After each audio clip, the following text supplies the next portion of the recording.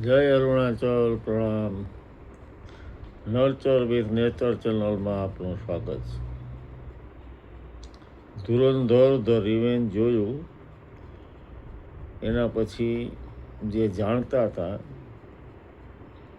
એમાંના ઘણાએ કીધું કે હવેની પોડકાસ્ટ ધુરંધર ધ રિવેન્જ વિશે હશે. ઘણા વિચારો ઘુમરાયા. ઘણા લાંબા સમય પછી ફિલ્મો થિયેટરમાં જોવાનું થયું અને આટલી લાંબી ફિલ્મ પણ છતાંય સમય ક્યાં ગયો એ ખ્યાલ ન આવ્યો. આખું થિયેટર ફૂલ હતું અને અદ્ભુત ક્ષણો હતી. અમુક મિત્રોએ તો કીધું કે ધુરંધરનો રિવ્યૂ તમે ન દીધો. મનમાં ઘણું હાલતું હતું, કહેવા માટે શબ્દો જાણે નહોતા. અને ત્યાં જાણીતા લેખક અને જેમને ખૂબ વંચાય છે, અલગ અલગ સામયિકોમાં પણ એમના લેખો વંચાય છે, વર્તમાનપત્રોમાં એમના લેખો વંચાય છે, એ શ્રી ભાગ્યેશ જહાનો દિવ્ય ભાસ્કરમાં લેખ વાંચ્યો અને એમ થયું કે જાણે મારી જ વાત કરી રહ્યા છે. તો ધુરંધર ધ રિવેન્જ ની વાત આપણી સામે રજૂ કરું છું. શબ્દો શ્રી ભાગ્યેશ જહાના છે, પણ લાગણી મારી છે. તમને લાગશે કે તમારી પોતીકી છે. શીર્ષક આપ્યું છે લેખકે, ધુરંધર ધ રિવેન્જ એક સિનેમાની રાષ્ટ્રીયતા. રાતના 11 વાગ્યા હતા. અમે ધુરંધર 2 ધ રિવેન્જ જોઈને નીકળ્યા. જોઈએ એવો અપેક્ષા પ્રમાણે સન્નાટો નહોતો. મારી સાથે નીકળતા પ્રેક્ષકોની આંખમાં પણ કશું ન સમજાય એવો ગૌરવ ભાવ છલકાતો. મેં થિયેટર બોયને પૂછ્યું, શું હવે પછીનો શો પણ હાઉસફુલ છે? એણે કહ્યું, રાત્રે 2 વાગે શરૂ થશે એ શો પણ હાઉસફુલ. આ થોડો આશ્ચર્ય પ્રમાણે એવો જવાબ અને સ્થિતિ બંને હતા. ધુરંધર ફિલ્મ માટે રામગોપાલ વર્માએ એમ કીધું કે આ ન્યૂ સિનેમેટિક ઓર્ડરનો જન્મ છે. આ વાક્ય કોમ્યુનિકેશનના વિદ્યાર્થી તરીકે લખવા માટે પ્રેરી રહે છે. જરા ધુરંધરના સિનેમા હોલમાં પાછા જઈએ. આ શું છે?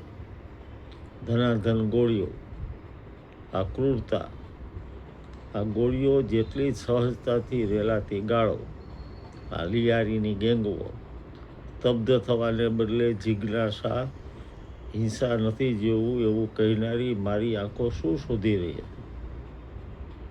રિવેન્જ, આ શબ્દ તો ક્યારનો મ્યાનમાં પડ્યો રહ્યો હતો, તો એને બહાર કાઢીને આ ફિલ્મને અર્થાર્થવા મથી રહ્યો છે.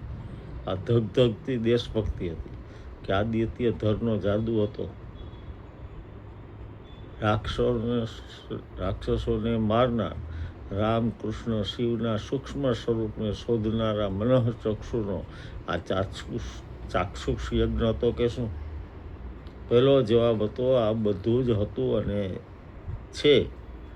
હતું. કારણ થિયેટરની બહાર છીએ. સિનેમા હવે પૂરું થયું છે, પણ સિનેમા પછીનું સિનેમા ચાલુ છે. કારણ હજી ધુરંધર મનમાંથી ક્યાં દૂર થયા છે. એવું કહેવાય છે કે સારી વાર્તા કે નવલકથા જ્યારે પૂરી થાય ત્યારે એનો બીજો ભાગ વાચકના મનમાં શરૂ થાય છે. સિનેમાનું પણ આવું ઘણી વખત થતું હોય છે અને આ વખત વધુ થઈ રહ્યું છે. આ કેથાર્સિસની એટલે કે મનને સાવ ખાલી કરી દેવાની ક્ષણો છે. એટલે વેડફી ન દેવાય. કેટલાક રૂપિયા કમાણા એ લખશે બીજા સમીક્ષકો. મારે મન આ સાહિત્ય, મનોવિજ્ઞાન, દેશકારણની ઘટના છે. યુવાનોને સમજવા છે. જે યુવાનો 4 મિનિટના રીલ્સમાં પણ ટકવું અઘરું પડી જાય છે, એ 4 કલાકની ફિલ્મમાં કેમ બેઠા? પ્રેક્ષકો પણ દરેક ઉંમરના અને દેખાવે વિવિધતાસભરના લાગ્યા. એટલે કે આ સિનેમા થકી પ્રેક્ષકોની જાણે કે કેથાર્સિસની થિયરી પ્રમાણે માનસિક ગુસ્સાની અભિવ્યક્તિ કે આઉટલેટ કહી શકાય. અહીં બે શબ્દોનો જાદુ કામ કરી ગયો છે: થ્રિલર અને સ્પાય સ્ટોરીઝ.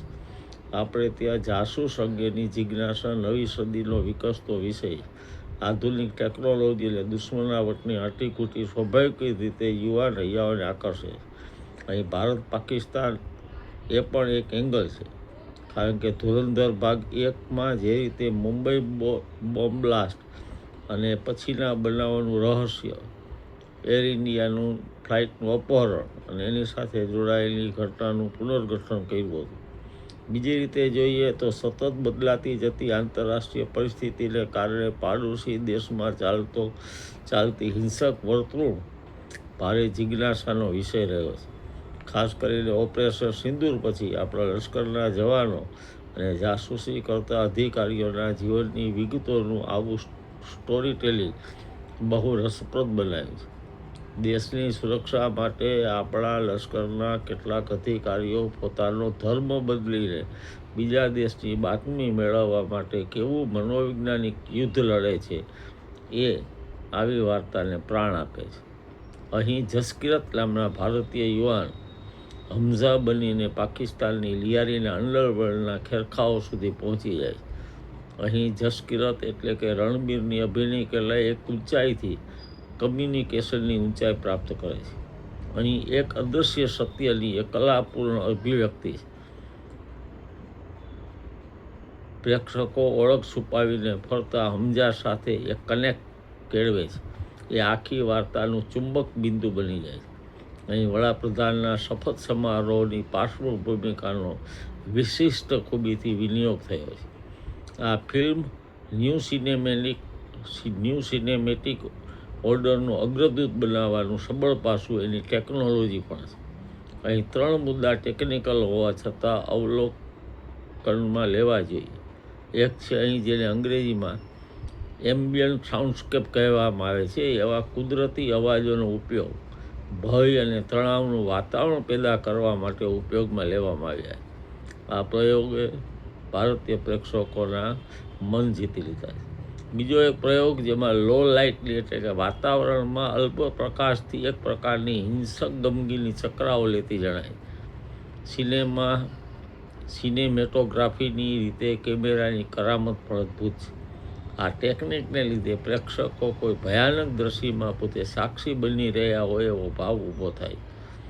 કોઈ પણ અસાધારણ સિનેમા વર્તમાન જીવન સત્યની અલગ ઊંચાઈથી રજૂ કરતું હોય છે.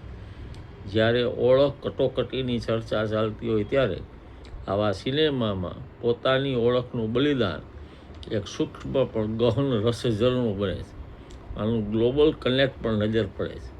ઓસ્કર વિજેતા બનેલી ફિલ્મ વન બેટલ આફ્ટર અનધરનો કેપ્ટન એલિસ પણ પોતાના દેશ માટે અપમાનના ઘૂંટ પીને પોતાની ઓળખ ગુમાવીને મનોવૈજ્ઞાનિક લડાઈ લડે છે. ભારતની રો સંસ્થાના બહાદુર અધિકારીઓ માટે જે સન્માનની લાગણી ઊભી થાય છે, આ સંતાયેલા સત્યને આ ફિલ્મ વેકઅપ કોલ જેવી જનજાગૃતિ ઉત્પન્ન કરી શકે છે. શ્રી ભાગ્યેશ જહાને ધન્યવાદ. મારી તમારી આપણી જ વાત કહેતા હોય, આપણે જોયું જશે, ન જોયું હોય જોવા જવા વિનંતી. એક નવી જ પ્રકારની ફિલ્મ, એક નવો પ્રકારનો રોમાંચ. ધન્યવાદ. પ્રણામ. જય હનુમાન.